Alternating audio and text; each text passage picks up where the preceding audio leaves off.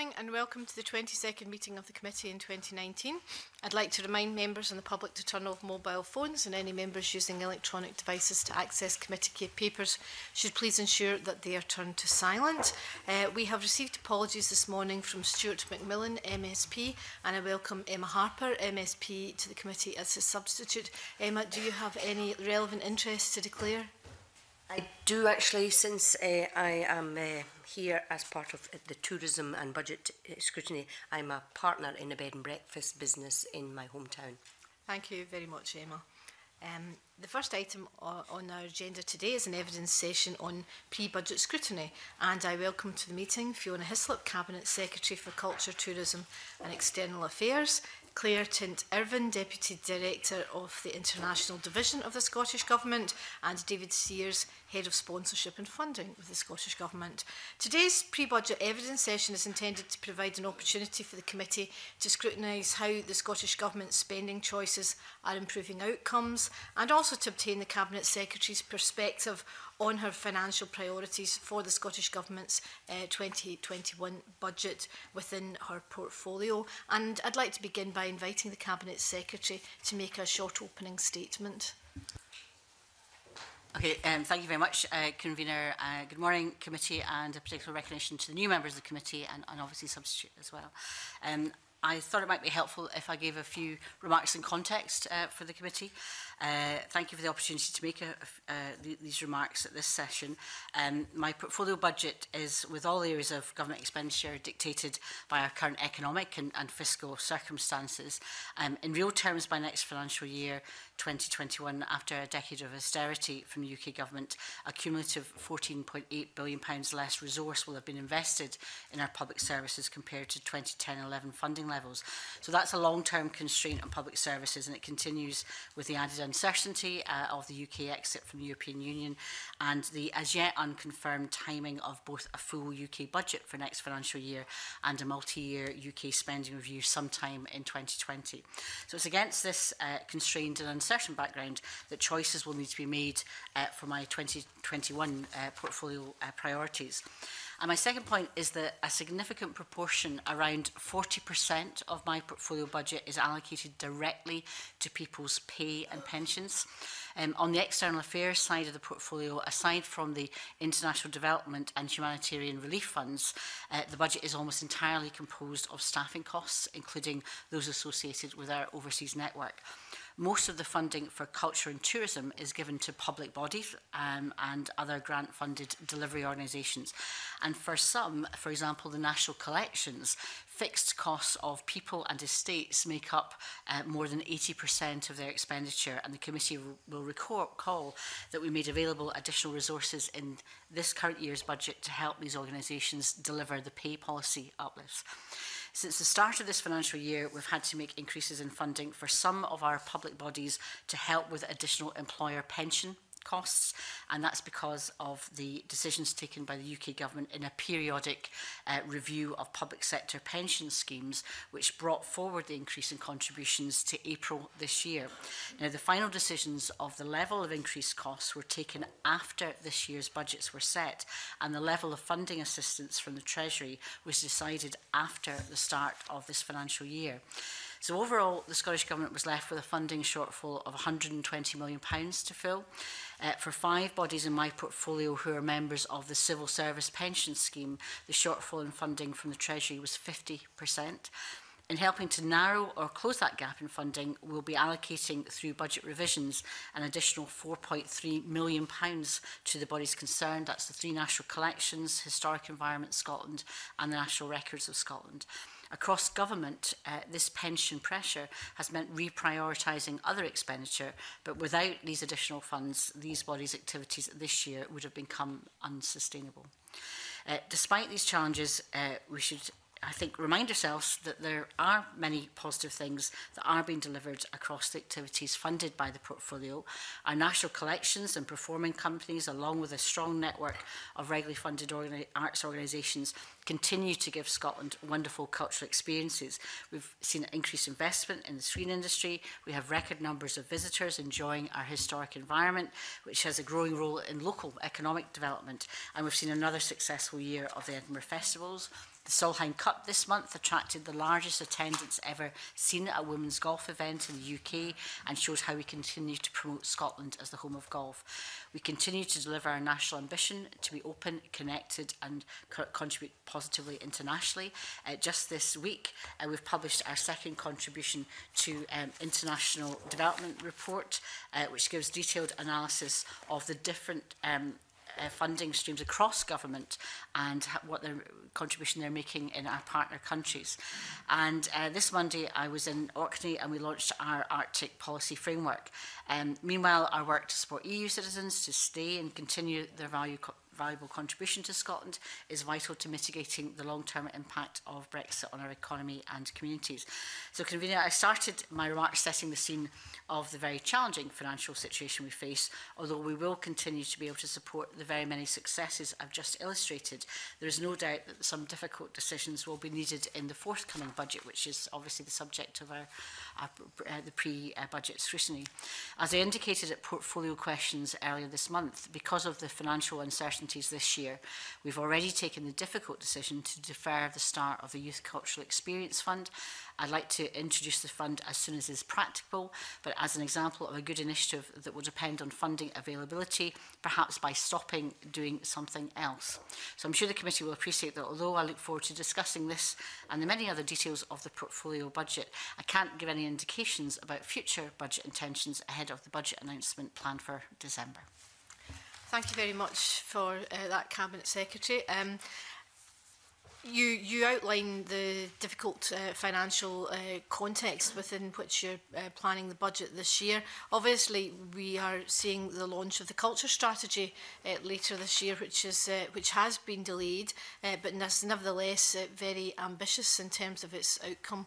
I think the three strands of its outcome are transforming through culture, empowering through culture, and sustaining culture with a focus on collaborative working in the sector and appointing a new cultural leadership post, I understand. I wondered, given the ambition of that cultural strategy, how have you budgeted for it and what additional resources will it require? So, a couple of things. One, the very engaging and considered responses we had to the draft strategy meant that we've taken time to continue that engagement. And actually that's one of the things that's come through as part of the work in the culture strategy is the culture sector want not just to have a kind of consultation in advance of a strategy, they want that to be a continuous dialogue. So we're very understanding of that, and that's one of the reasons that we're taking our time doing the final publication. And you're right that obviously we will be constrained by budget limitations as to what we can do in terms of funding of the culture strategy. However, part of what we also want to do with the culture strategy is to help align all the other different agencies, all the other different parts of government, and indeed working with partners in other sectors, voluntary sectors and others as well, to deliver on the kind of the main themes that you've been talking about. And a good example of that was I was in Renfrewshire Council's launch of the Renfrew partnership. Actually, it's an industry plus private sector plus all the different agencies in Renfrewshire, their economic strategy launch on Friday. And what was very reassuring and very pleasing was the fact that culture and heritage was right embedded in that economic strategy. So yes, I'd like to have my own budget that is extensive to deliver all the ambitions I want to do in the culture strategy. But I have learned, and I think I've shared with this committee over many years, some of the most effective ways I can work with my budget is to work with others to leverage in funding from elsewhere. But I can't tell you in advance of the budget what funding will be with the culture strategy. You don't know, but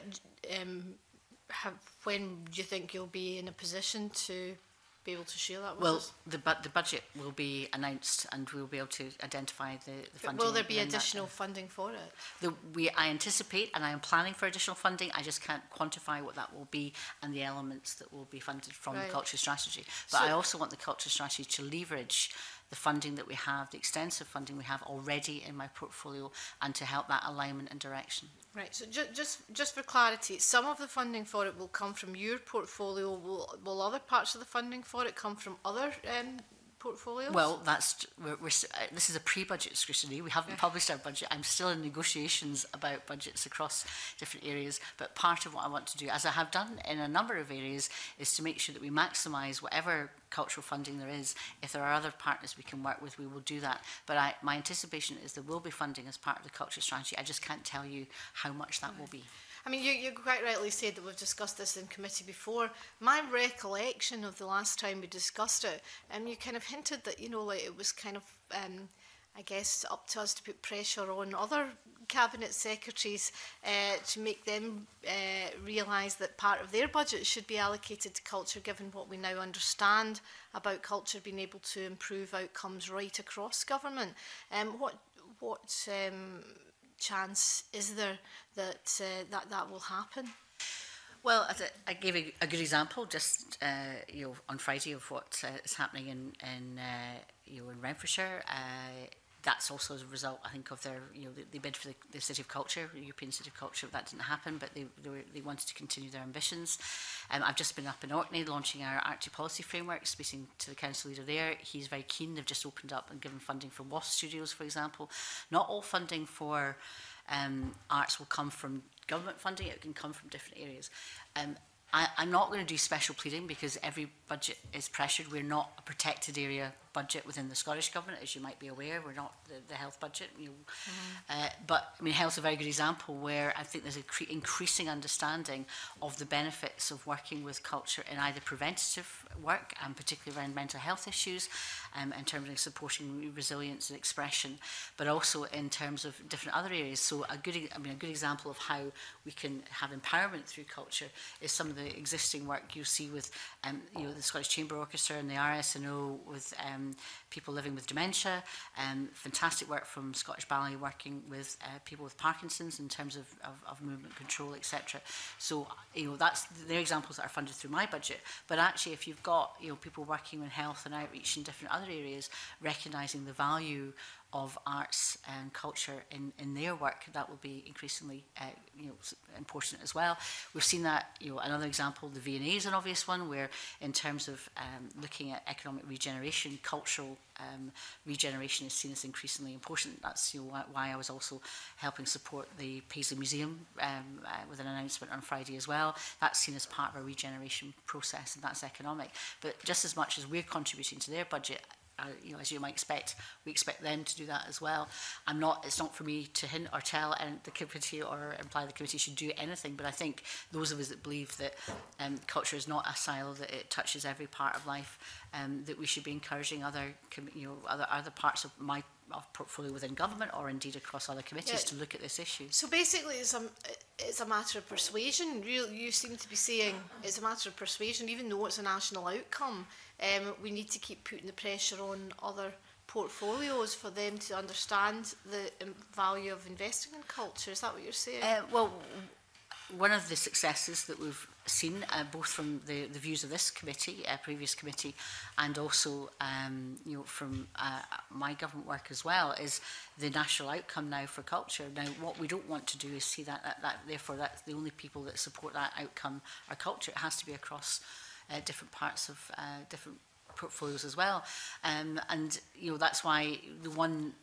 If you think about how we're trying to work across government in delivering the national performance framework, everybody has to contribute to as many of these as they can. It's not just you don't just say, well, that's my performance outcome, so therefore we'll just. No, I understand that. I guess what I'm trying to get at is what pressure is being put on, Well, the issue, that's the point about how successful we are. Is it pressure or persuasion? And those of us involved in politics know that it's sometimes both at different times. But I can say, in terms of my work, because most of the funding, particularly on the culture side, goes out, immediately comes into government at the time of the final budget agreement and the letters of grants. They're out to quite often independent, organisations or charities. If you look at some of the national performing companies, for example, and And if we're trying to work with other partners, you know, it is about persuasion. And I think one of the reasons, despite the fact we're not a protected part of government, that there is at least some kind of appreciation of how we've managed to protect and support culture is because of that persuasion. It's more obvious in tourism, for example, where you've got work from the Scottish Enterprise, for example, or HIE, or recently, as I saw myself in the south of Scotland, working with a new South of Scotland enterprise partnership there, that they can also bring contribution. So one of the examples I'll give you is the Multiverse near Sanquhar. I was there, and it was actually SOCIAT that has invested funding there to help with visitor facilities. Now that is a public art, it's a very dynamic public artwork, but they recognise that bringing people into Sanquhar and culture and creativity and tourism are a vital part of that. So I actually that's probably a good example where this committee could take an interest in what the South of Scotland partnership are doing. I'm in my visits to the South of Scotland over the summer recess, I was very taken by how very seriously they're taking the opportunity. We've legislated for that in the South of Scotland partner. Yes. In the Enterprise Agency Bill, it's actually culture actually built in. Yep. But I guess in terms of persuading across government, maybe we should get your fellow cabinet secretaries in and see if we can persuade them that way. I've been long enough in this game. It's not for government ministers to tell committees what to do. They can decide themselves what they want to do. Thank you very much, Claire Baker. Thank you, Convener. At the start of today's meeting, the Convener described the scrutiny as looking at the Scottish Government spending choices affecting outcomes.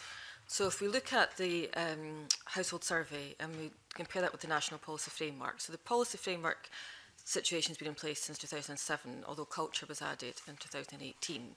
But the household survey continues to show us that that within cultural activity and participation, you're disadvantaged if you live in deprived areas, if you have a long-term health condition, if you're older. There's factors that indicate low participation. And when we look at the data from the household survey, they say this profile has remained the same over time. So we've not seen any shift, any significant shift in closing what is identified as a culture gap between those people who are able to participate and those who aren't. So since 2018, when the indicator's been added to the framework, I mean, how do you feel about that record in government, that there hasn't been, has it been a focus of government at all to try and close that gap? Because there's very little evidence to show that that gap has shifted. Well, over the period, there has been an increase in terms of participation. The most recent stats show a variation. I suspect that's more to do with the bulk. If you look at the participation rates, it tends to be cinema and reading are well, the bulk. So just and to that add, also sorry to interrupt, but the following question, because you've kind of answered that, is around why that change was made. You can maybe encapsulate that in the answer, why the change was made in 2018 to what is included in the... Well, because this committee wanted it, and lots of different arts organisations wanted it, and it was seen as an opportunity to have culture as part of the National Performance Framework. No, sorry, why the question was changed. So the questions are now, yeah. You've seen there's been an improvement, but it's included cinema, it's included... Well, it always has done. I mean, I'm just saying the variation, I'm saying variations, because cinema and reading are in terms of participation, are the biggest in terms of if you've not got the economic wherewithal, you've had a period of austerity, people might not go to the cinema anymore. Would that be enough to vary things? The briefing we have from SPICE says that substantial changes were made to the culture question in 2018. Yeah, so the question was, well, you can talk to the statisticians about why they wanted to change the question, but I think they just wanted to, quite often they want to improve the quality of the question, and that's what they've done. And I think they've also included different variations. So from my recollection, for example, they used to talk about performing or taking part in theatre productions and also singing productions at the same time, or singing. Whereas what they've done with the new questions is to separate out, because as we all know, choirs, for example, are increasingly attractive activities for people to be involved in. So there's very practical modern ways. I think what they also did was look at the fact that a lot of people are now participate or experiencing culture on screen in different ways, whether it's on tablet, on reading, whether it's on streaming. So I think they've got looking at streaming, or so different. My understanding is the indicator is a basket of other, they look at the experiences across different sectors. So basically they've modernised it. So every time you have a change in a question, there'll be a bit of a variation. But I think in this modern day, we have to reflect the modern experiences of culture. And that was one of the issues that when we had a performance framework that had a culture outcome, was to make sure that it was as strong and robust and indeed as relevant to modern society as it could be. But that's something that if you're interested in, we could ask the statisticians to give you an explanation. But do you think, I know at the same time you said there's been an argument to include different types of experiences, but the most popular form of cultural attendance was going to the cinema, 56% of adults. There are some who would question whether that's the most effective measure of what we'd think of as cultural participation. Going to a multiplex, is that the same as other cultural experiences? And is that a fair interpretation of who has access to culture and who participates in? I don't know, do you find that a helpful indicator for you as the Cabinet Secretary? Is that priority to try and reduce the culture gap so that those who are identified as being excluded from cultural opportunities have greater opportunities? There's a couple of things in that. So I'm very conscious that cinema, as I said right at the start, is one of the big elements within that, because I do believe that screen and film are an art form. You might want to debate that yourselves, but that's my belief. I'm not disagreeing with that at all, but we have to accept that people are going to see Infinity War is maybe not why we should have a multiplex cinema, which often is very expensive for your average person to attend. I think I was about to say that to you previously. And that's therefore, if you look at a period of austerity, if you look at kind of people's wages, there might be a difference in the experience of people going to the cinema because of their income levels. Right? But your substantive point is, should we as a country be trying to make sure that those from less affluent areas, those that have got, are facing many disadvantages, do they have more advantages? And the answer is yes. Right? So that's what I want to see with the culture strategy. It's why we've done so much on youth work in particular. And I've said it often enough that those that actually actively participate, not just watch it, but actively participate in cultural activity as a child, are more likely then to be audiences of the future, which is what we're trying to influence. It's the audiences of the future, than those that haven't, regardless of parental income. And that's the trick. It's how to get that bigger reach. So the outreach work, the education work that all our national companies, all our national collections do, as well as the work of the Youth Music Initiative, the work of Systema, you'll be familiar with as well.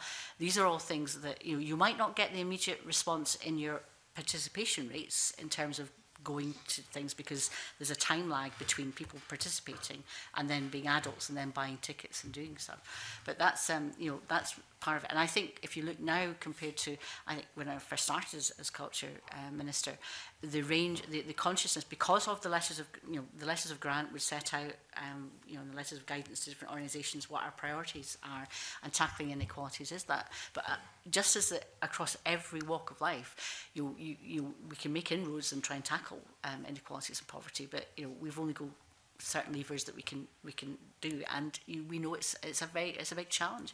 And if you look at people's the experience of many families just now, their experiences are very tough because of the general financial effects of decisions that are taken by other governments as well. So it's tough. I'm not saying it's going to be easy, but we're doing what we can to do that. But I'm not going to say that you're going to see the shift of the dial that you're looking for instantaneously if we've got most of our focus has been on young people. Just a final question. So why then, if it's a priority, has the Cultural Youth Experience Fund been suspended? And I mean, you said at the beginning the financial pressures that the budget is facing, but that is one area that seems to speak to what you've just been talking about, and that's the area that's been dropped while other investment is continuing. Well, because I explained at the beginning, we've had to make in-year decisions because of the pressures, not least because of the pension pressures in particular. I want to do this precisely for the reasons you're saying. But to do that, even within this year, I'd have had to stop doing something else. How much was planned? Can you say how much was planned to go in? I couldn't find a figure for the budget. Well, because we haven't identified that. That's part of that was to work out what would be the most effective way of doing it. And again, going back to Ross Weir's point previously, we had wanted to focus on primary when we worked with partners on what we could do. Actually, the facilities there's actually far more, in terms of the provision of cultural experience is there. The big issue is transport. And everywhere I go, the issue that I get is actually what I should end up doing is running buses. Right? And that, in terms of the free offer is there, the participation. It's better, as I said, sometimes for active participation, which means the art and the cultural experience goes to communities, or more importantly, the communities and individuals, and particularly children, get to express and develop their own cultural experiences in their own communities. But in terms of trying to, to have more access to more art, then I think, that's what I wanted to do that, but I can't do that when we're facing at least £4.3 million for a pension difficulty that came in this year that was at short notice. After budgets have been set, and that's the part of government you've got to make choices to do that. And stopping things that haven't started are easier sometimes than trying to stop things that are already in train. And particularly when the emphasis with our national collections and companies is to do an awful lot of youth and outreach work, which they're doing very well. Okay, thank you. Thank you, Ross Greer. Thank you, Convener. I'd like to turn to the screen budget for a moment. So obviously a relatively rare circumstance to have something new in the budget. It's not a new agency, we had that debate at the time, but as a new unit within Creative Scotland, substantial remit, and budget was allocated to it. Could you explain a bit, Cabinet Secretary, the process by which the government evaluates whether that initial budget was sufficient? Well, two things, I suppose. One is there's obviously a lag and a lead time where we allocated budgets and then it being distributed. We're already starting to see the impacts of that. I think it's either the Production Growth Fund. We've seen in terms of investment of around £3 million has generated £60 million in terms of production spend. So we're already seeing that.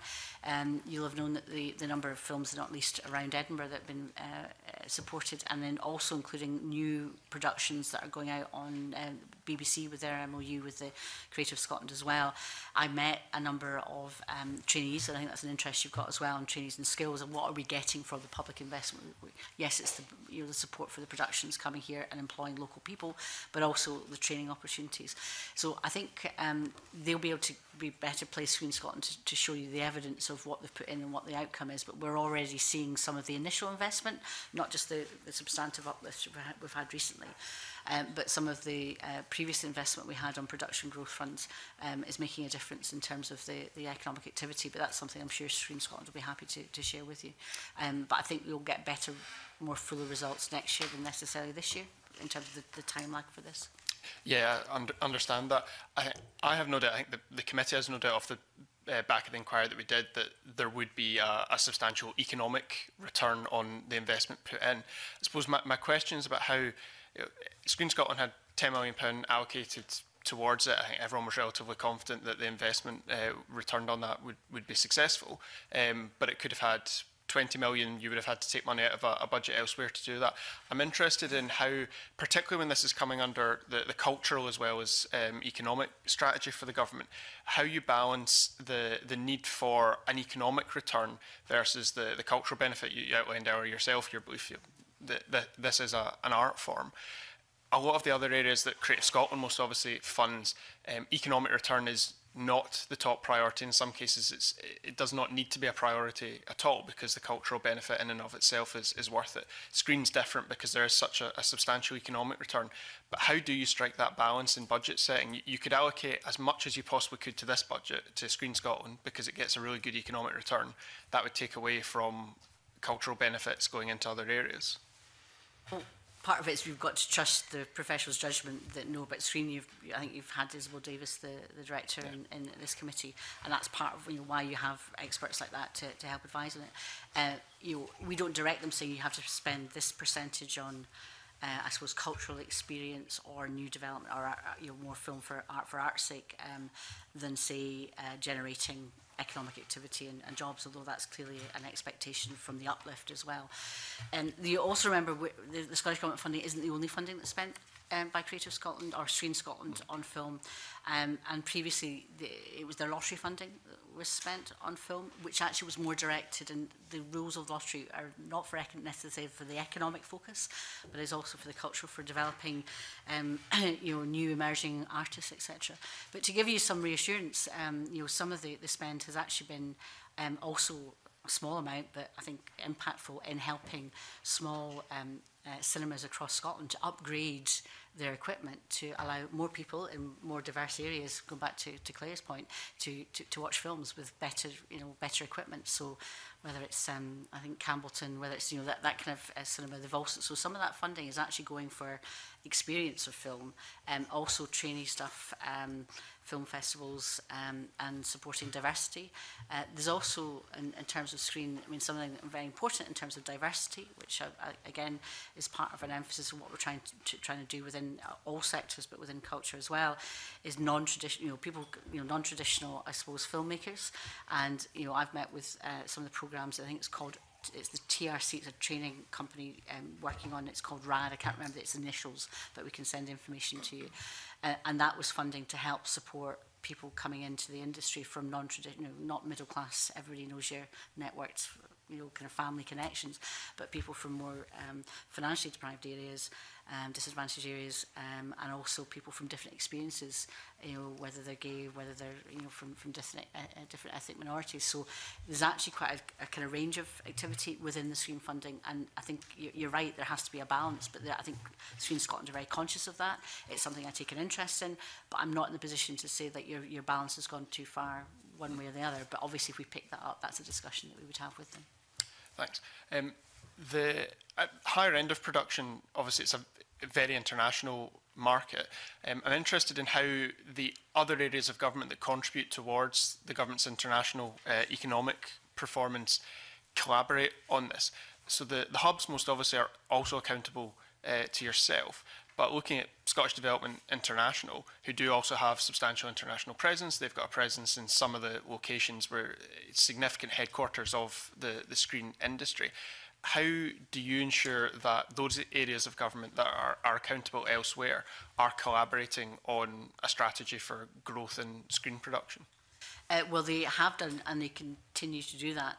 Obviously, in terms of the relationship now with Screen Scotland, it makes it a more direct and good relationship in terms of, I suppose, those individuals that are involved. I mean, I do recall when I visited California as part of one of my previous visits, it was SDI that we supported, and we talked to producers there. I think it was, I'm trying to remember the names of the companies we met at that time, promoting Scotland's capabilities, not least through animation production, because of our gaming strengths. And obviously at that time, even that would have been about 5-6 years ago, that some of the it was Lionsgate I met, and a number of companies like that, and part of that was pitching Scotland as being not post-production working activity, which is also provides income, but not just come to Scotland and film and write your films, etc., but actually the skill base that we have that would lend itself. And that's something that, particularly if you look at Screen Scotland and what they're doing now, what they're also trying to do is help grow those companies like Axis and Firecrest and others who can provide a more rounded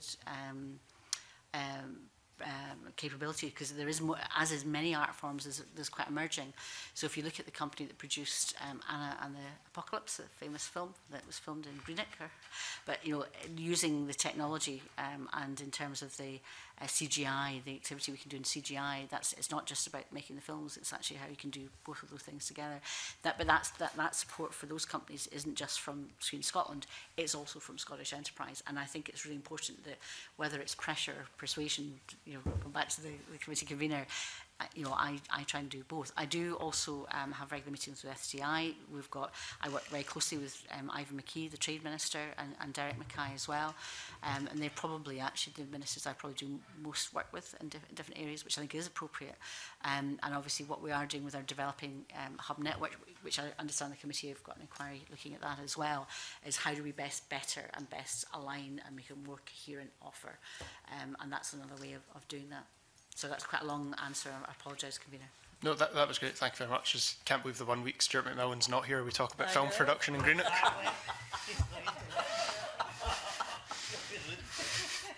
I sincerely hope it was Greenock, so I'll correct myself if it was. Thanks, convener. Thank you very much. Alexander. Thank you, Convener.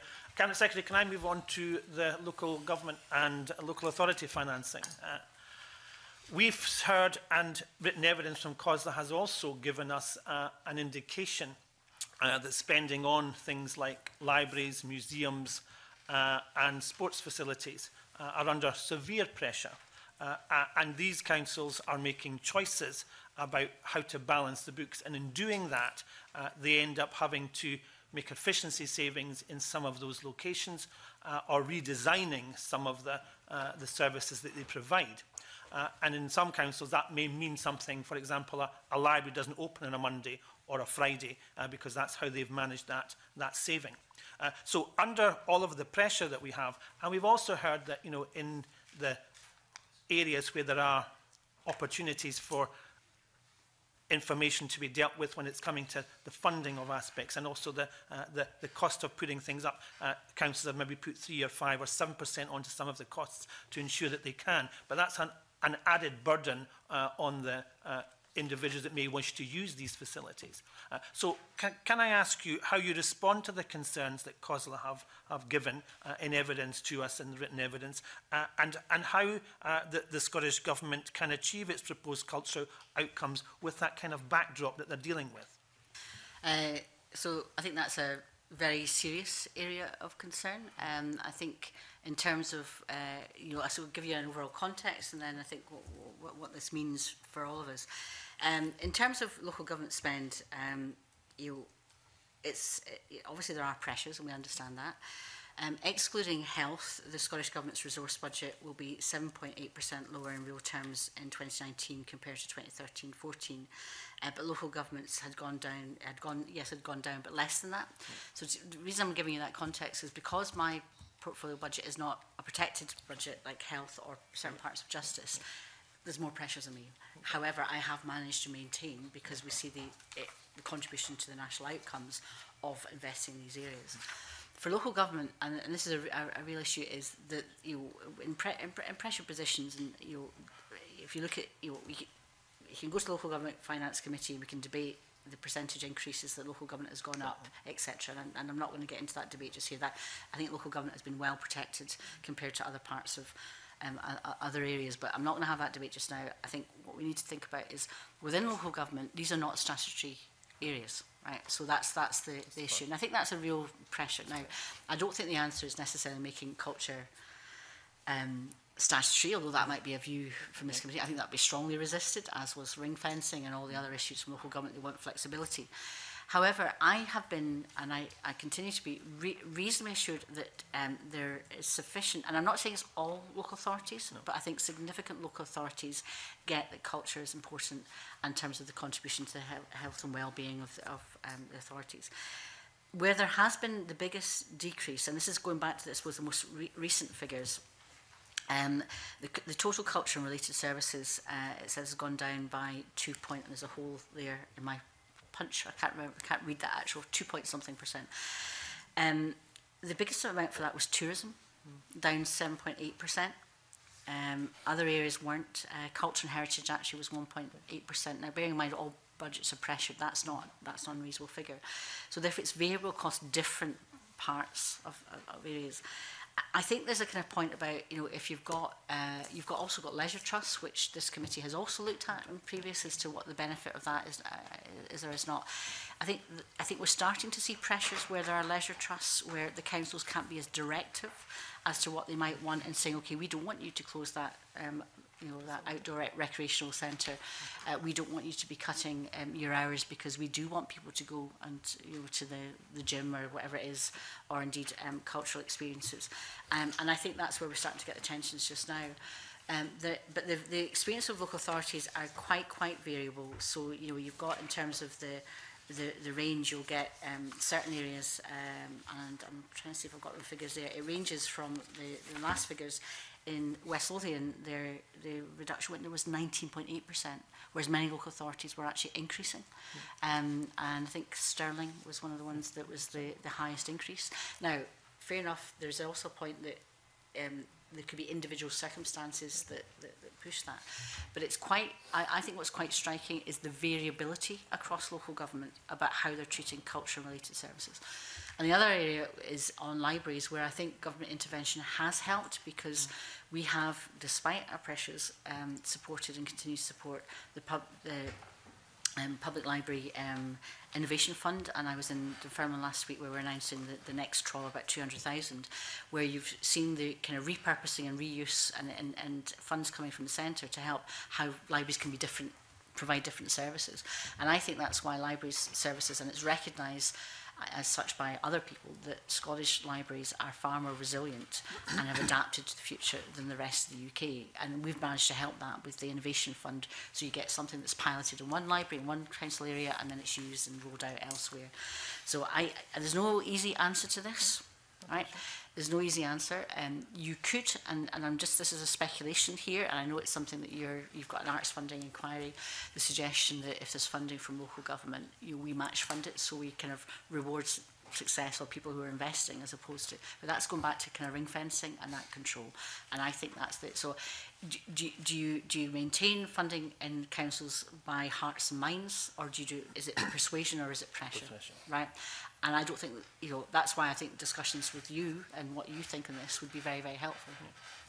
And I think, the outcomes and the ambitions of the Scottish Government are quite clear as to what you're trying to achieve. But are they managed to being achieved, or will they be achieved with that backdrop, with some councils being in that situation? Because as you've identified, some of them do put in the arts and culture worker, and that does benefit because it goes across portfolios. It sees what's happening across different aspects within a local authority, whether that's in education or whether that's in tourism or whether that's in loneliness or whatever it might be. These can make a massive impact on a community, and your ambitions are there to achieve that, but your ambitions are being stymied by the whole process because you're not able then to get what you want from the process at the end of the day because of the backdrop you find yourself and they're not being met.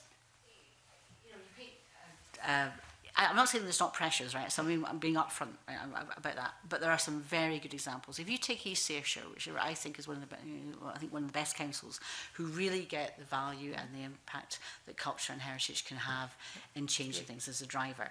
It's trying to persuade the rest of local government that is the way forward. I've saw the passion and heard it from James Stockin in Orkney. I've seen more recently in Renfrewshire. I've seen East Ayrshire is a very good example. Not all local authorities are in that place, right? Now, I think we've got to respect the independence of local authorities. That's part of the arrangements that we have with them. I think peer persuasion is a good way forward, and I am trying to engage to re-engage the joint committee with culture conveners. It's taking its time with COSLA. I'm hoping to do that with them because they need support in making the case across their decisions. But actually, I am heartened that there are some very good examples of good work that's happening. And despite the pressures, as I said, even if you look at the figures, don't look beneath the figures, because their biggest reduction is on tourism, and probably because they recognise that we're doing reasonably well in terms of the visitor numbers in a lot of areas. So they've withdrawn from that. I'm not sure that's a wise decision, but that's their decision to take. So most of the reduction is not actually in culture; it's actually in tourism. And like yourself, I pay credit to many of the councils who have been quite pioneering and have taken this on board and are really trying to challenge and do the best they can for the circumstances. But the situation is that we still have facilities across the piece that are closing, that are being reduced, and that has a massive impact on communities that we all represent. That's maybe one to take up with your local council then. Thank you. Thank you. I think we have a supplementary from Kenneth Gibson. Brief supplementary. I take on board everything the Cabinet Secretary said, but whereas local government funding according to SPICE figures from 2014-15 to 2017-18 declined by 4.5%, library expenditure has declined by a thumping 20%, and it looks as if that is continuing. In my own local authority, for example, the council's talking about closing Fairley Library in Village Hall to save £5,500 a year, which one wouldn't have thought was an excessive amount of money. So I'm just wondering what can the Scottish Government do? I mean, the local authorities are against ring fencing, but we could be in a situation whereby some almost divest themselves of libraries in some communities as we go on. And I do think that the Library Innovation Fund is excellent, but is there anything more we can do, or are we going to be in a situation whereby some local authorities who do value libraries continue to invest in them and others don't, and that does impact on communities? I mean, I myself spent much of my childhood in libraries, and I think they're an absolutely invaluable resource, particularly in deprived communities. I agree, but I do think we need to rethink what libraries do, and many places have done. You're now seeing libraries at the heart of partnership centres so that they are the kind of safe places, actually. A lot of work done with young mums, tackling loneliness, these are the sort of projects that have come out of the Scottish Government's funded Public Library Information Fund. I would say, and I'll try and get the information to hand if I can, that despite the fact that libraries have had a significant reduction, library closures in Scotland are far, far less than the rest of the UK. In fact, have only particularly been skewed by the decisions of Fife Council, who appeared, I think it was last year or the year before, significant numbers. So actually there's been a significant retention or repurposing of libraries and the services that they provide. I mean, I think libraries are the living room, of the modern town in many ways, and they're not, the quiet places you just go for books. There's so much other activities, and they're helping people come in to then perhaps get benefits they need or different other things and activity, getting back to work, use of technology, etc. In defence of the decisions that have been taken, however, I would say that the evidence and in terms of numbers, the latest audited figures showed there were 43 million visits to libraries in Scotland, and in terms of usage, the actual usage has actually increased of libraries in recent years. Believe it, now I think I can believe it because they're repurposed and they're attracting different people coming in, and you're even getting coding clubs. If you look at down at Granton, the library there, the work they're doing. So I haven't got that to hand, but I will supply you with the evidence we have that actually libraries' usage is increasing, which is why it's incumbent on local authorities, I think, to keep them where they can, but not necessarily keep them in the aspect as they were with the old libraries of the past, but repurpose them. So I think, to be fair, I'm not going to hammer what's the experience of council library service and provision as much as you might do on paper when you see the figures, because actually the usage has increased. And I think, going back to Claire Baker's point, probably the usage from the projects that we're supporting and are now being adopted across the country are for people that really, really need, for different reasons, that access. I mean, I think they are evolving everywhere, and in my local authority they certainly are, so I want to be fair to them, but the issue is about moving them off and out of the heart of communities to more central locations, and so a lot of people who may have had opportunity to use them don't. I'm thinking also about elderly people and folk with mobility issues, etc., and they're less likely, I would think, to be able to use them in future than is currently the past. So even if the library evolves, becomes more innovative as they are, there's still issues about being access. And I absolutely agree with that, because that happened in my constituency, where it was developed into partnership centres, so it meant that it was that movement. So the issue is the usage of libraries still reflecting the population? So you might get younger people using it, but what happens if you can't get the bus or isn't a bus? So it comes back to buses, dare I say, in terms of actually there is a real issue about transport and culture, which you should maybe think about as a strand. Okay, thank you, Convener. Thank you very much. Mike Rumbles. Thank you, Convener. I'd like to go back to the area raised by Ross Greer earlier on, but drill down into one aspect of Screen Scotland, which we've just briefly discussed. And I've raised this with you in the chamber before, and as a result of what you did, Isabel Davis wrote to me a very positive letter about Screen Scotland. And the people that I speak to across the UK who are involved in production, direction and writing tell me that Scotland's the place to be, and that it's a good news story. And I think what we want to do is make sure it turns into a great news story. So if I can just quote one aspect of this letter, she said to me, and they do recognise this, Screen Scotland recognises that the development of new and emerging talent is critically important to the overall development and success of the screen sector in Scotland. So if I can just focus on one issue, we're focusing on pre-budget scrutiny, because I know I hear what you're saying, and I agree entirely with what you're saying about money is short and the budget is under threat, but this is an area where I think we could really exponentially get a lot more out of what we invest in it. The issue is, of course, that talent development, new and emerging talent. I hesitated to say young talent, but new and emerging talent, not necessarily just young talent. To give one example in her letter to me, she said, and I just focus on commissioning Scottish short films, because that's the way in a lot of the directors and producers and the writers get into the industry. Strong selection, she says, of 6 Scottish shorts commissioned from 168 applications. But that's only, that's only 3% of the applications that have gone into Screen Scotland for this. And I know from personal experience that there are other people out there who didn't even apply for this because they didn't know it was just 6, but they knew there wasn't a lot.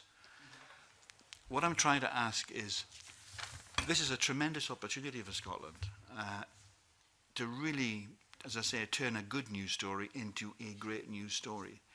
And I wondered whether part of our influencing in the pre-budget scrutiny, I know you can't direct things, but this is all part of the process of alerting you and for you alert Screen Scotland as to its real importance from public representatives such as ourselves. That what can you do to move Screen Scotland along a little bit, to praise them for what they're doing, but say we could get an awful lot more. So I think it's a very important point about it's talent development and what can we do. One of the things that you from the Scottish Government we've supported the National Film and Television School in Scotland. There was £475,000 to that. To help support bursaries for people in that area. I think your point about short films and talent development there's a recent announcement of those that have been successful in some of the short film schemes that we have just in recent weeks. We have got a lot of talent in terms of writing and content, and I think that's the point you're saying is it's what we just don't want to be the backdrop for film. We want to actually have the pipeline of the content production. So in terms of that, I am conscious that they are very cognizant of that, and that they understand that. I suppose it's that kind of point about at what point in somebody's career do you provide that support? And that's a judgment call that sometimes actually it's about those that are doing the commissioning and those that are kind of at a certain level in terms of film production to get productions here. But I do think, and I think having spoke to, remember we did an event for Angel Share with Ken Loach up at the castle, and you said writing is everything. It's the writing, it's the writers that are important. And so that's a question. So in terms of what I do as a government minister, that's one of the things I ask certainly of our universities and those that are involved in creative writing in terms of the content development, our theatre directors, to see how much there can be crossover between the great theatre writers that we have just now and talent development. But there's also those that what you're talking about is not necessarily the writing side of it, it's the actual production, producing, So it's all these strands. So I suppose I have an active interest and, in terms of questioning what support there is. But it's something, certainly I'm quite happy, with the advice of the committee to do more of if you think that is helpful. But I suppose it's scalability, that's the point about, and it goes back to Ross's point, at what point do we, and there is actually the point about how do we then pursue the, because I don't have this in my funding, I can't just, within my own budget, move things around to say, okay, that's it, we're going to put far, far more in this area. I would have to do it across, this comes back to the point of doing it across government to say, look, we really think in terms of our pipeline development, if you've got great writers, you've got great crew, because that's another reason we're getting a lot of films here is the capability of having more than one production on it at the time, a big production, you can get a great crew, is to do it as an economic activity. And I'm not going to get political about Brexit, because I'm not, but in terms of pressures on the economy and where the screen industry is just now, we might see that as one of the areas that can be a bit more resilient, particularly if we've got, and I hate to say, the depreciation of the pound in recent years, because as immediately after Brexit has in certain areas made it a bit more cheaper to come to do productions in Scotland than elsewhere. What I'm trying to do is give strength to your elbow. Thank you very much. In discussions with the finance minister in particular, if you could persuade him in your discussions over the budget that actually not just in culture, but in economic benefit for Scotland, this would be a great investment. Yeah. No, and I think the power of creative industries and the recognition of their strength in driving economic activity is recognised by my colleagues across government, and increasingly is recognised.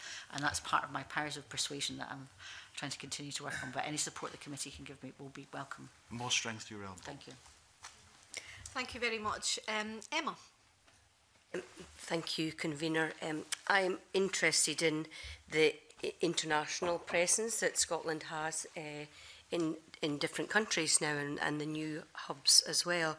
And so, looking at the last 3 budgetary years, the Scottish Government has increased its international presence with new hubs in Dublin, London, Brussels, Berlin and Paris.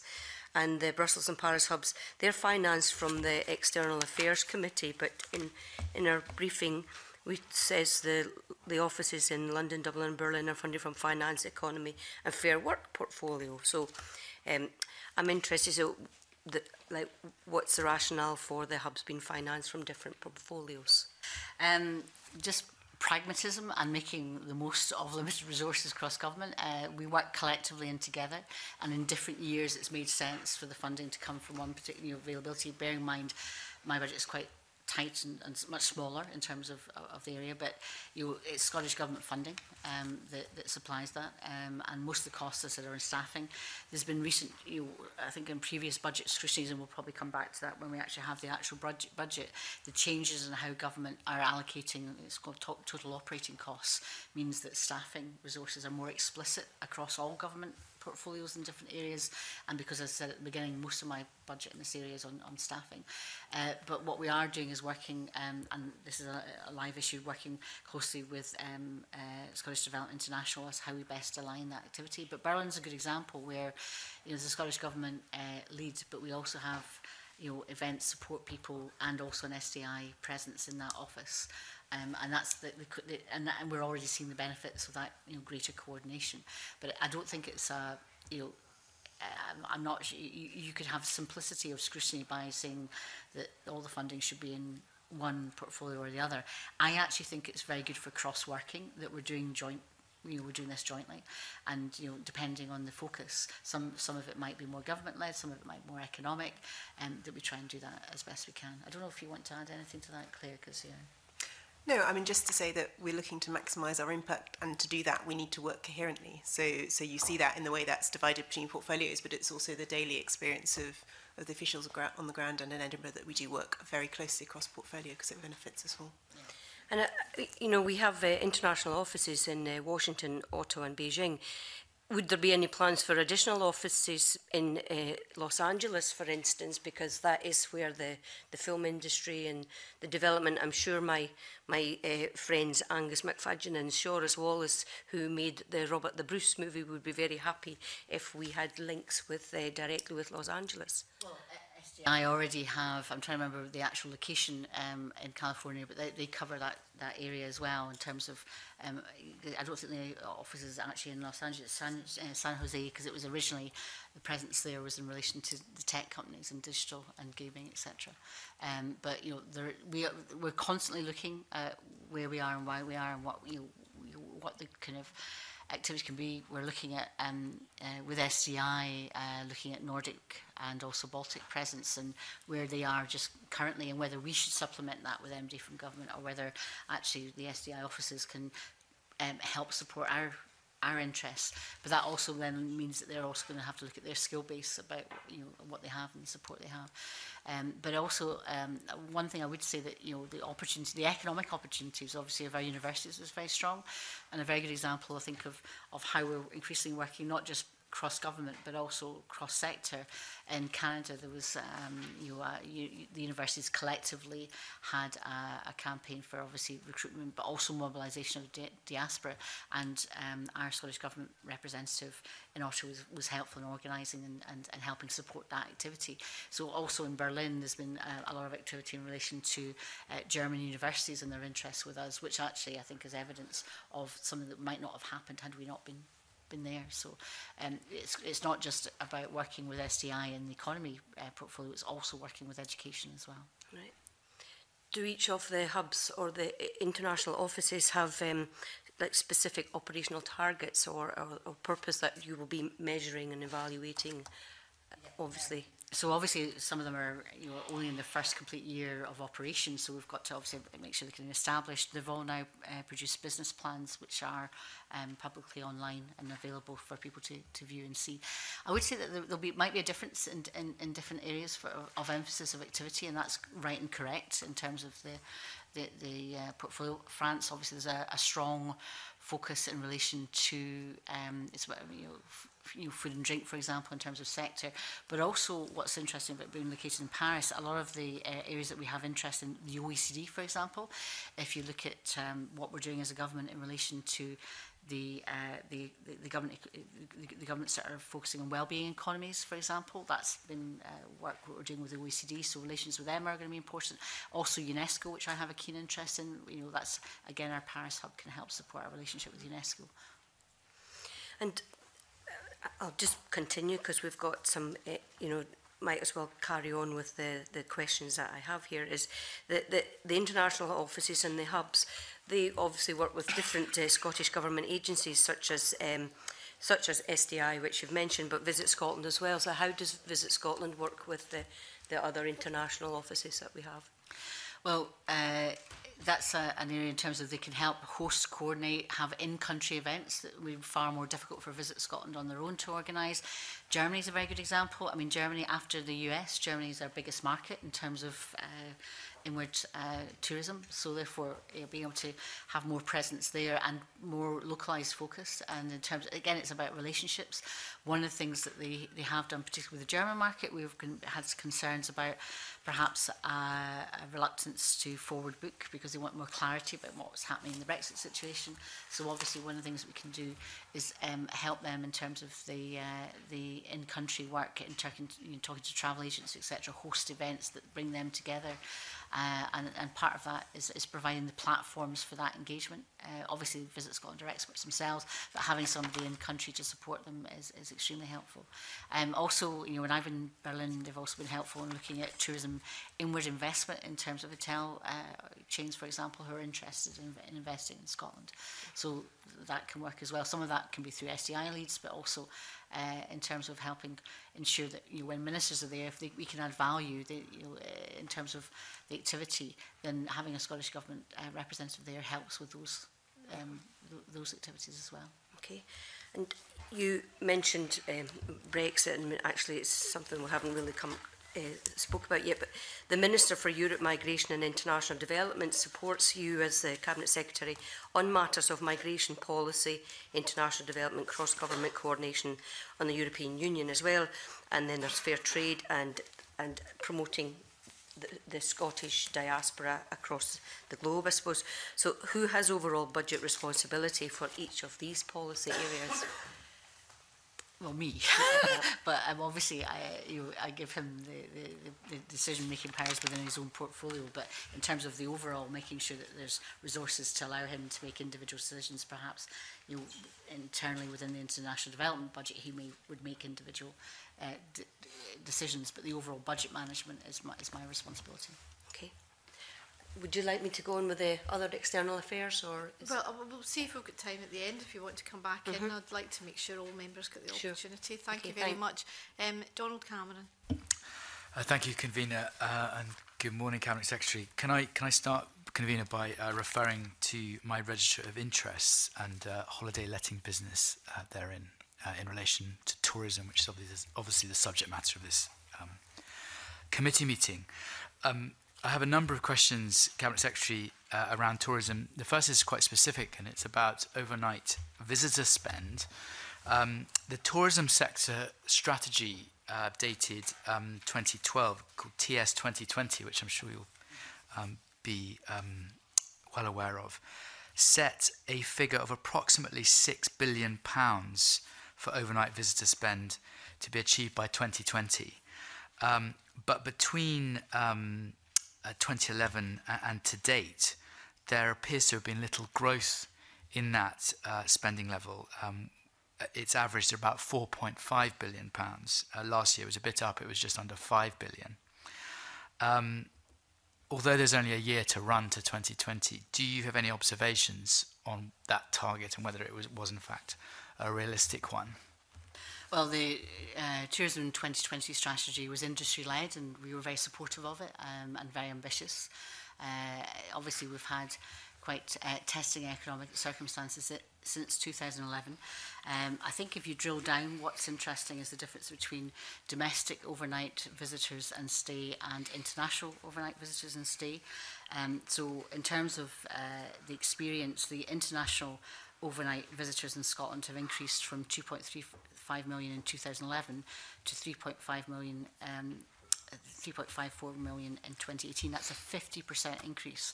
So during that period of that tourism strategy, there's been a 50% increase in international visitors in Scotland. At the same time, in the rest of the UK, there was only a 23%.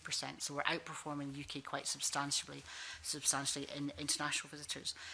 The issue is, I think, primarily in terms of the spend, is on domestic overnight visitors. So domestic overnight visitors over that same period have gone down by 11.7% in Scotland. They've only gone down by 6.4% in the rest of the UK. So in terms of spend, and generally I think the issue is visitor numbers are welcome, and you know, we don't just necessarily want those that are spending a significant amounts, because people can come when they're very young and don't have much money, but come back later and spend. But actually the test has to be on spend, and I think I have said, I think tourism is in a fragile position and can be affected by a number of areas. Subsequent to those figures I've just given you, the first quarter of this year saw in Scotland a 4% reduction in number of visitors, but an 18% reduction in spend. Now, I think if you look at the domestic side, I think that's, if you look at pay freezes, if you look at family incomes being stretched, I think people are just spending less domestically. Now, that means that that's a target for us to obviously try and tackle that. We're currently in the process of looking at our refreshing and developing a new strategy beyond the 2020 date with industry, and I must emphasise this is industry led, but it's also why we have to try and improve expenditure. So the food and drink tourism strategy is really important in this, making sure we've got visitor attractions that people can go and spend money in and trying to tackle it. But I'm saying the original target was ambitious. Had domestic visitor and numbers and spend reflected the same as international, I think that would not have been as challenging as the experience has been. But hopefully that gives some kind of sort of status within that. You probably are aware of these figures, but I thought it might be helpful getting on the record as well. It's very helpful. Can I move on to Visit Scotland? And I just was, and forgive my ignorance, but I just wondered if you could explain to the committee how the Visit Scotland budget is created. How is it formed? And also to comment on the fact that I think Ireland, with whom we're frequently compared, spends around £31 per capita, but in Scotland we spend £12 per capita. And I just wondered if you had any reflection on that. In terms of their spend, obviously we allocate funding. They're a non-departmental public body, and they've got a board, and they direct their investments. Obviously, a lot of their spend is in relation to advertising spend, but they're extremely effective. I suppose so. The issue is the quantity of spend and the effectiveness of that spend. They are recognised and have won numerous international awards for their digital activity. They're very targeted, which is very important. In terms of comparison with Ireland, you can't always directly compare. Some of their figures is not always about advertising spend, it's capital spend. I get money from Scottish Enterprise the sector gets funding for them for certain things that might be classed as tourism areas.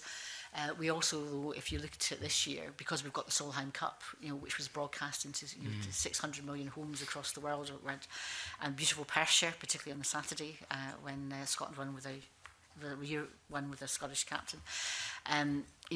That has value in itself in terms of spend. So what we do probably better than Ireland is the big events that then can be broadcast. So even the European Championships, for example, in terms of the broadcast quality of that, very extensive. And we've also got the UCI, which was a fantastic achievement to secure that in 2023, the first ever World Championships of cycling, where every single event, all 13 of them, will be at the same time in one country, and that's Scotland. Normally they're all over the world in different times.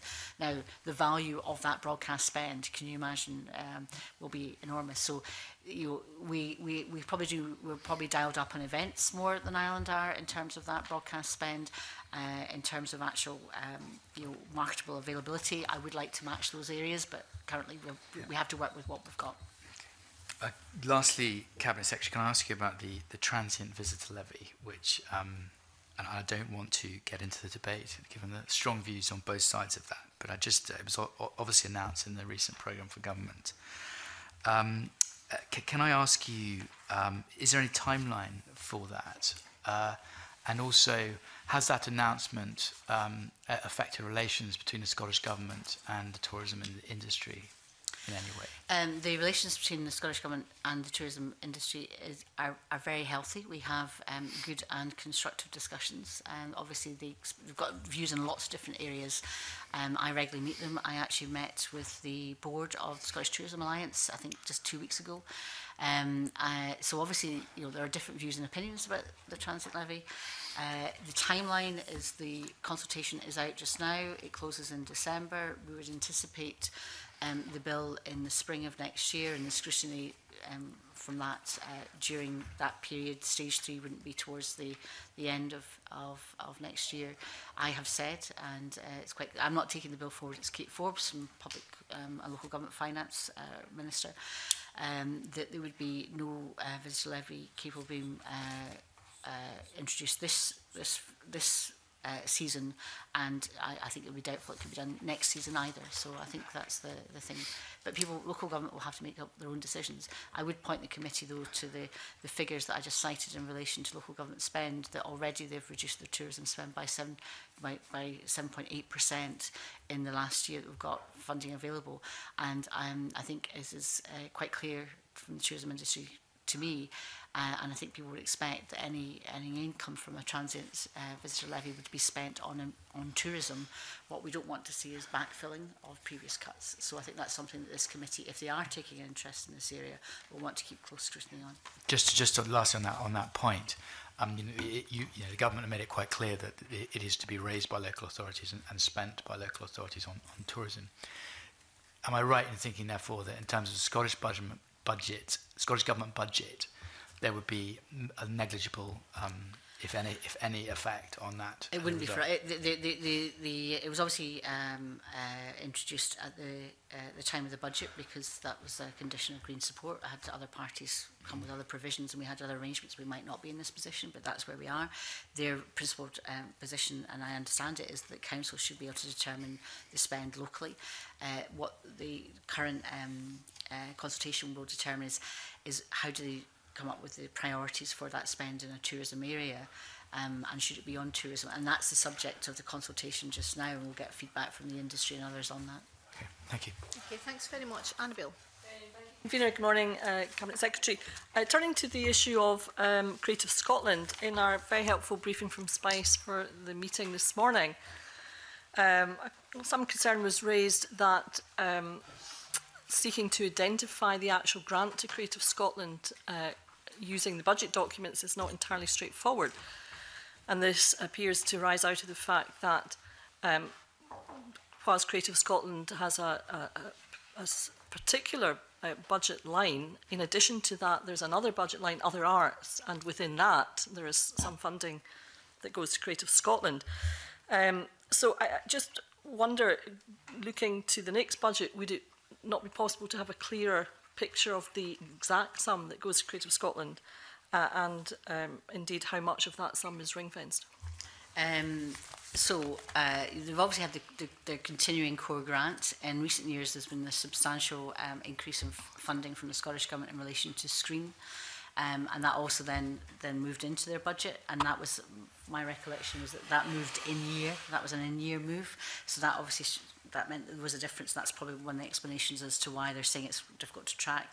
From now on, I think that should be going directly into their funding, as opposed to necessarily coming from us. So that should be clearer in years to come, and that was probably the substantial one that shifted. Other areas are because they're ring-fenced, and I don't think that's necessarily a bad thing, as in relation to the Youth Music Initiative, for example, and some other funding things which are deliberately, they're Scottish Government initiatives, so they're not Creative Scotland, they're ours, and we're asking them to deliver them on our behalf. Similarly, funds like the Expo Fund, they're not Creative Scotland's funds, they're Scottish Government funds, but they administer them on our behalf. So it's there's a bit of that's what the relationship is. So, for simplicity, because they're then distributing those funds, you might argue, should all those funds then be in their allocation? I would argue they're our funds. They're distributing them on our behalf. And so I'd prefer to keep them separate. And so therefore we can decide what we do with those funds, as opposed to if you put them immediately into, you either ring fencing in their budget, or you're making it more, the argument be put, how do we know what Scottish Government's doing? So therefore there has to be clarity that they're in the other arts funding, which is our portfolio. Okay, well thanks for that, and hopefully at the time of the forthcoming budget it may be possible just even to provide background information, just so that everybody has a very clear picture of exactly what the Cabinet Secretary has just outlined in terms of almost 3 categories of spend. Yeah, core, ring fence, because this is such a small and beautifully formed budget, but it's very small. When you get to level 4 and your budget scrutiny, actually just about everything becomes apparent anyway.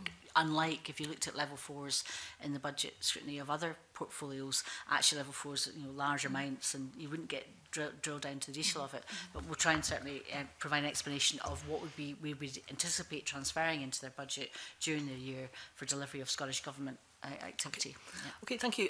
Turning to the developments that we've seen over recent time in terms of the shortfall in the National Lottery funding, I just wonder firstly what discussions the CAPSEC may have had with the UK Government on that issue. Okay, so there was real concern about a reduction in National Lottery grant. So one of the things which I managed to achieve was to see a £6.6 million, or up to £6 million. Yeah, it's 6.6. I was correct.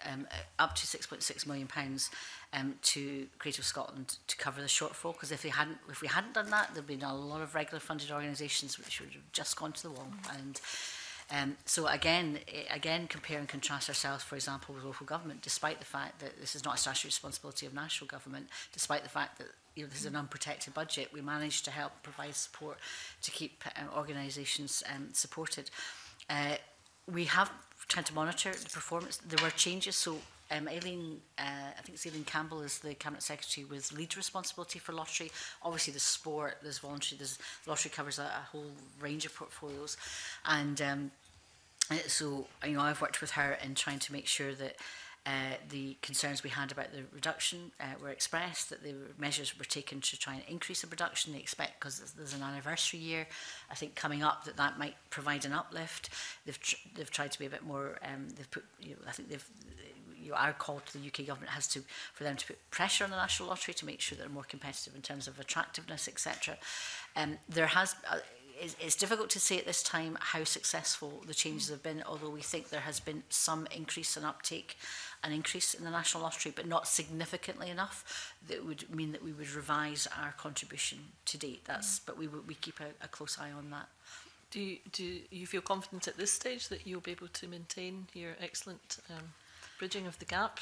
Well, we're coming into we've already made that 3-year commitment, so that is different to that's one of the few areas that have had a 3-year commitment from government, and so therefore we're in the middle of that. We've delivered that, but obviously we'll have to reassess budgets as we go forward. But that's as I said, the budget is very small, so I scrutinise tens of thousands of pounds in terms of expenditure to make sure we're getting the value from it, because we know we might have to use it somewhere else.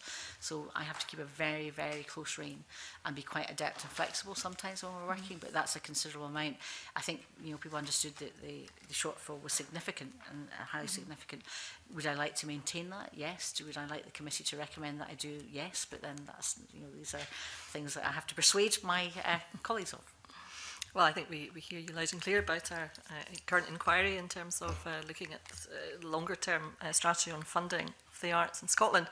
Turning to, I understand there's a number of reviews that Creative Scotland is currently carrying out, I think maybe there's a concern that there are a number of reviews, and what might the cost be of this, and you know, what would be the cost-benefit analysis in terms of using that money rather for frontline activity as opposed to backroom reviews. I think that there have been concerns, and we know that there have been concerns about how the regular funded organisation was working, how the organisation generally was working, and I think it was right and correct for the new chair to take a review of that. And I think it's been welcomed by the sector itself in terms of what's happening. So sometimes I think what you're saying could be the case for some organisations. I don't think that's the case for this organisation, and I think it's right and correct that they've taken the time to do it. They've taken their staff with them, but most importantly, they've also taken the sector with them in terms of what they're doing, and I think that's the right thing for them to do. And I think we expect that review by the end of the year, so the early next year. Right. Okay. So we'll see. One last question, if I may, Convener.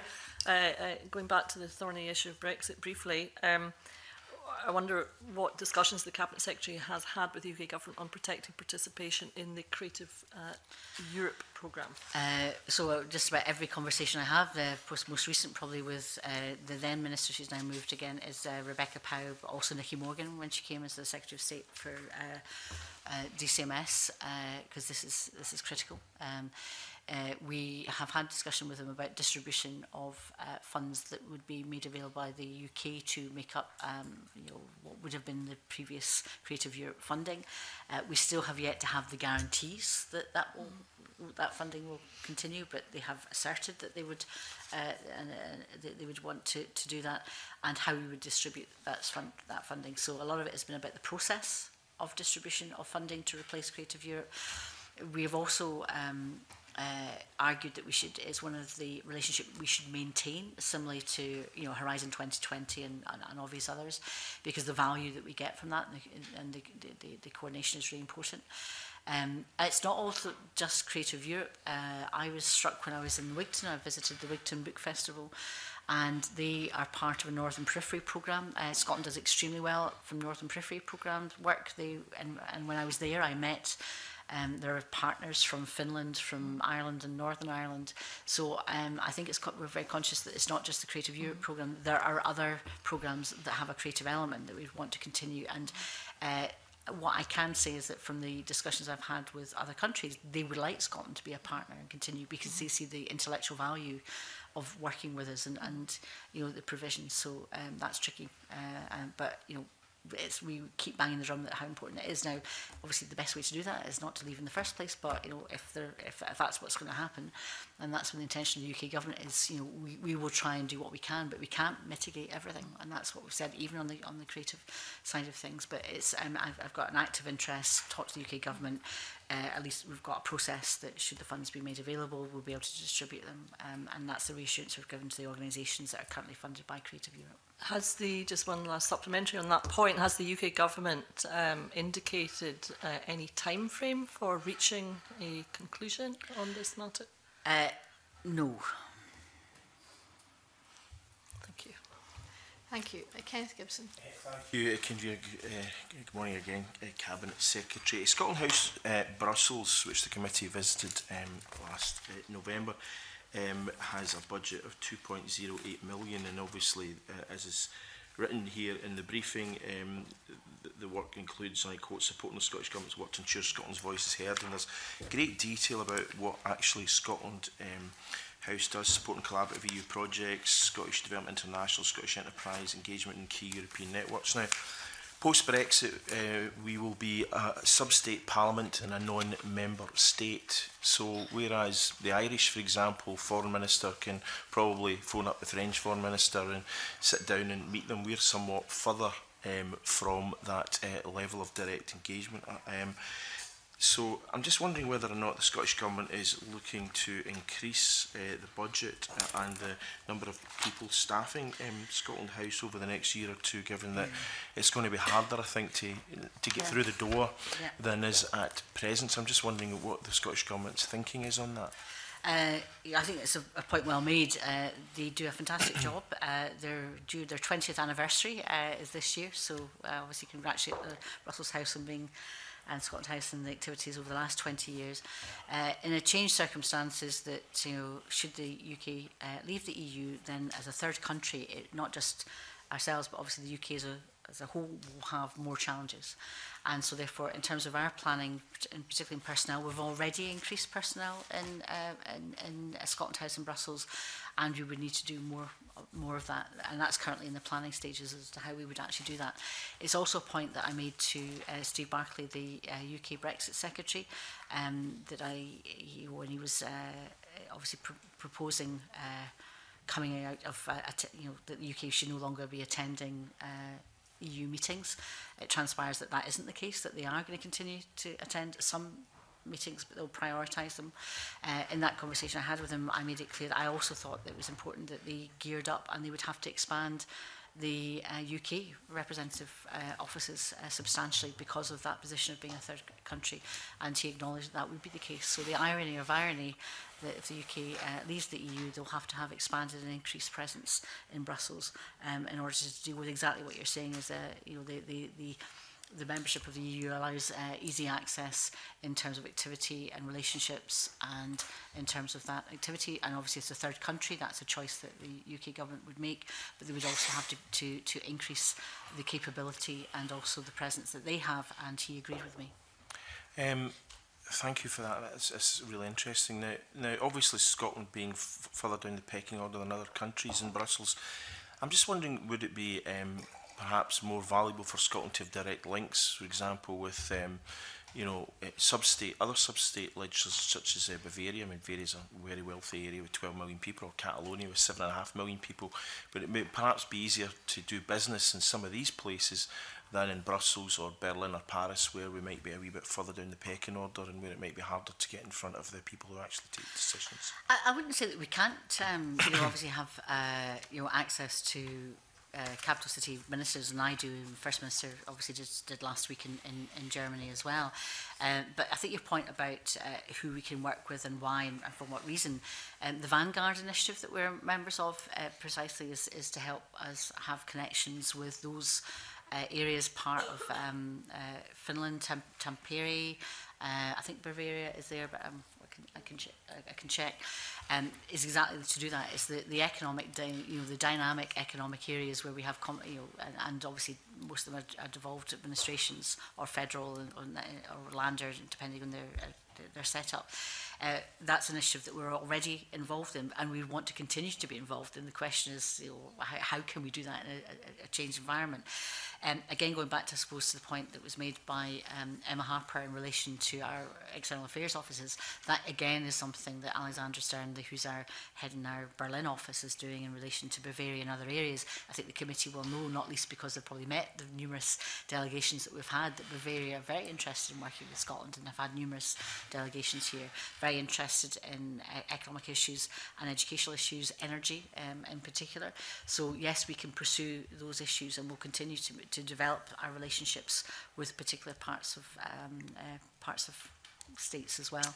Thanks. And just one further question, Convener. It's regarding the USA Washington office, the budget for the current year is £810,000, and again, there's a list of work that's been carried out, deepening links with the US Scottish diaspora, continuing engagement with Friends of Scotland, Congressional Congress, understanding our position in terms of the UK with regard to Brexit, promoting trade, excellence in research, innovation, and increase the number of Solitaire scholars in the US. So I'm just wondering how, with regard to these external hubs, how do you decide on that level of budget, and how do you measure the outputs, the kind of value for money from that? And if, for example, you feel that, say, Washington or indeed Brussels House or one of the other hubs is doing particularly well, what's the mechanism for increasing staffing or budgets, or how do you measure that? What kind of way how do you analyse how successful or not these actually are?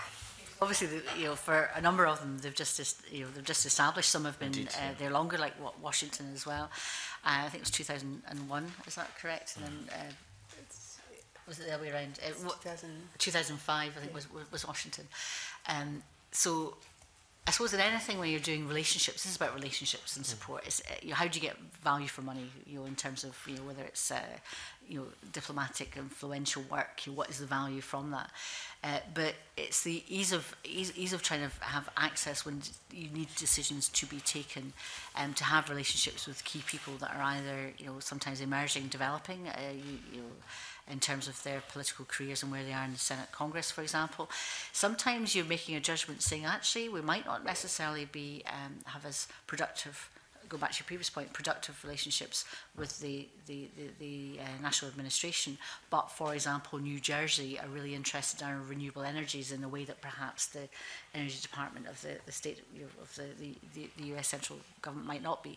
So that's a decision, for example. And so some of it is around looking for future opportunities, but the point about future opportunities, you don't necessarily reap the reward of that in the same financial year as you've invested in the relationship. So which is why we're trying to look at how do we actually measure success in terms of their activity. But this is where I hand over to Claire, because this is a current discussion we're having as to how you actually then measure what is the measurement of success. I don't think economic value will always be that measurement. I think how do you measure success and influence and profile? The fact currently Scotland in the last Nation Brand Index was 16 out of 50, and we're not a state was I think a strong positioning. So there are some metrics you can probably try and have objective measurement, but I have to say some of this will have to be on judgment as well. But Claire, do you want to say anything on that? No, I mean, I just emphasise this is something we're really interested in doing, but it's not an exact science. And I wouldn't wish to give you the impression that we're going to achieve an exact science. But one of the reasons for which we put out these much more detailed information, which is partly in response to previous interest from the committee about what the officers are doing each year, is to hopefully, both with this committee, but also publicly, say what we're attempting to achieve. And we're, inviting the officers to report back, both on what they've done against those items that we've set out there, but also things will happen within year.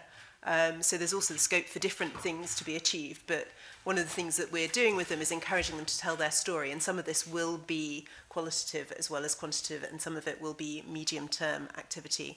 But we do think there's a good story out there to tell, and that's something that we're ready to do. And for my part as Minister, what I would be interested in is not just their impact and influence in relationships in country, but how effective they've been in developing partnerships from, I suppose you might call it Team Scotland, but from working with our universities, working with the creative sector, culture sector, working with economic interests, the Chambers of Commerce, for example. There's a lot of good and successful examples of that. How effective they've been in helping mobilise that, and to work with them to support them in deploying their activities. So their measurements might not all be in country. It might be about how they're managing to mobilise that collective partnership activity.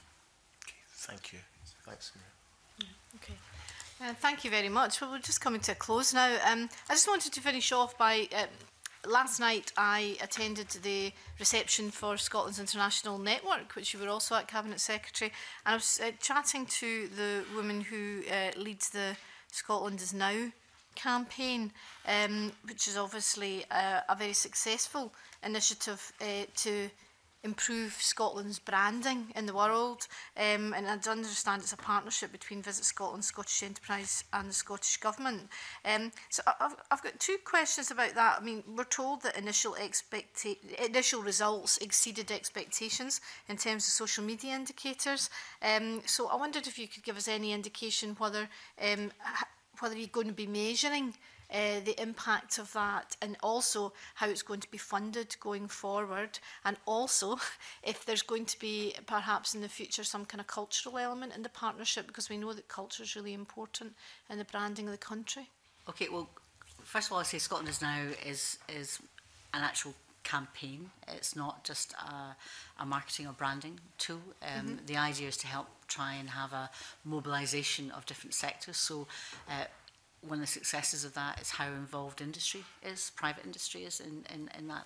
So a lot of the activity that we're doing is with, for example, say the whisky industry, or also with some of the tech companies. So it's much more than an advertising aspect. It is about how we mobilise the collective assets, whether they're public, private, whatever, in Scotland, to help tell the story of Scotland and help connect people to each other, because there can quite often be collective interests in terms of win-wins for initiatives. But to give you a clear example of the impact that it can have, we were very conscious at the beginning of the year, concerns about potential forward bookings for some trade, particularly as I've mentioned in Germany. Visit Scotland were keen to do some promotional work, and also we're keen, as we always are, to have people to invest, study and stay in Scotland. So the Scotland is Open campaign, which was in social media and also print, and also supported activity in Germany, France, Ireland and Spain, had a penetration, we understand, it reached 80 million people. 27% of the population saw this. The film itself, Scotland is Open, was watched to the end by 25 million people. So for the investment and spend, that was a jointly between Visit Scotland and Scottish Enterprise. That was I wouldn't just say exceeded expectation, that was a phenomenal impact. It was particularly well received in terms of the Visit Scotland. I think YouTube, or Scotland is Now, following went up threefold, but it also allows us then future work as well. So we will continue it. I think it's a very good partnership, because the message is about live, study, work, and you can dial up different aspects of that as well. During the festivals, we've certainly used the promotion to promote the cultural side of things. But also, if we want people, and this comes back to the major issues around population and making sure that we can increase our population. And currently, as you'll know, all future population growth estimates show that it would come from migration rather than natural increases. So therefore, what we're going to have to do is encourage people to live, work and study and stay in Scotland. And the quality of life and the offer that we have is really very much part and parcel of that. So again, in terms of working with our colleagues that are trying to recruit, particularly in particular areas, the cultural offer of Scotland, the quality of life, the fact that we've got this fantastic adventure tourism on our doorstep is very attractive to people looking to relocate, and so therefore it will have a continuing focus from the government. But there's, I think, more sophisticated work we can do with that. But that's part of our job, and my officials working very closely in this, because I think there's great potential. I don't think maybe because Scotland is the size it is, that we're networked the way we are. We should be able to mobilise all that asset base that we've got in Scotland to help each other in promotion, and I think Scotland is now very successful in doing it, and so we'd continue to fund that. It might not be, as I said, because we're doing it jointly, as clear as to where the funding lines are coming from, but I think, again, in tight financial circumstances, getting different parts of government to work together to deliver something as impactful as that is something that I think we should encourage. Well, I'm glad to hear it's going forward, because it's certainly been very impressive so far. So, well, thank you very much for coming to give evidence to us today, and we shall now move into private session. Thank you.